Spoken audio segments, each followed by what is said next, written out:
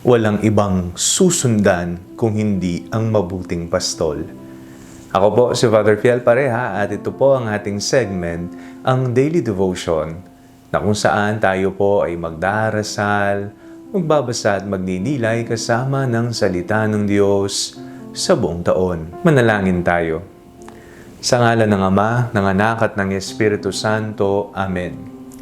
Halina, banal na Espiritu, liwanagan mo ang aming puso at isip nang maunawaan at may sa buhay namin ang iyong salita. Amen. Our Bible passage for today is from the Gospel of St. John chapter 10 verses 1 to 10, and I read it for you. Very truly I tell you, anyone who does not enter the sheepfold by the gate but climbs in by another way is a thief and a bandit. The one who enters by the gate is the shepherd of the sheep. The gatekeeper opens the gate for him, and the sheep hear his voice. He calls his own sheep by name and leads them out. When he has brought out all his own, he goes ahead of them, and the sheep follow him because they know his voice. They will not follow a stranger, but they will run from him because they do not know the voice of strangers. Jesus used this figure of speech with them, but they did not understand what he was saying to them. So again, Jesus said to them, very truly I tell you, I am the gate for the sheep. All who came before me are thieves and bandits, but the sheep did not listen to them. I am the gate. Whoever enters by me will be saved, and will come in and go out and find pasture. The thief comes only to steal and kill and destroy. I came that they may have life and have it abundantly. Marami po tayong sinusundan o pina-follow po sa ating mga social media. Yan man ay sa YouTube, sa Facebook, sa TikTok, sa Instagram o sa Thread. Atin pong pinapanood ang mga paborito nating kategorya. Ito man ay travel vlog, cooking vlog, fashion, o ang daily life vlogs.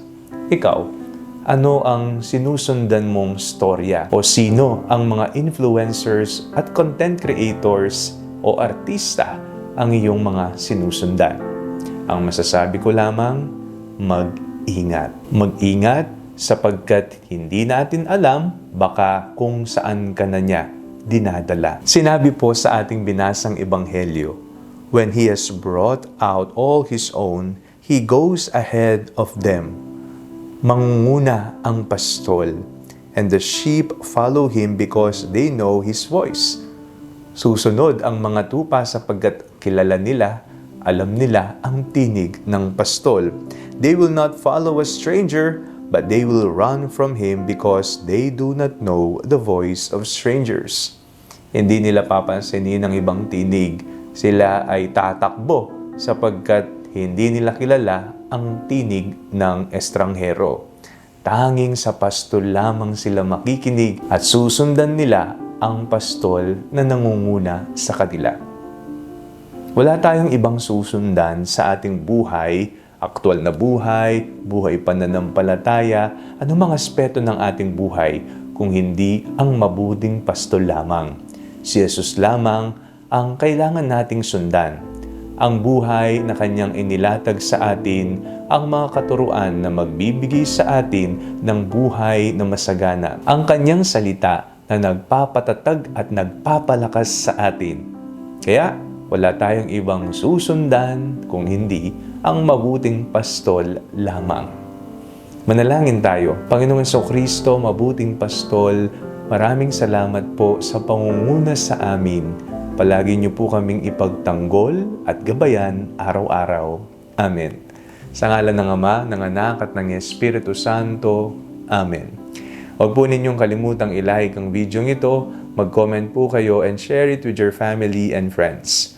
Ang Panalangin Bago Matulog ay may sariling Facebook page na po.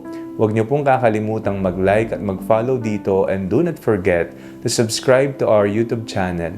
I-click niyo lamang po ang link na nasa description ng video ito, o kaya naman po just search Father Fiel Pareha. At kung nais niyo pong maging updated sa ating pagpapahayag you can join our broadcast channel dito po sa ating Facebook page. God bless you po.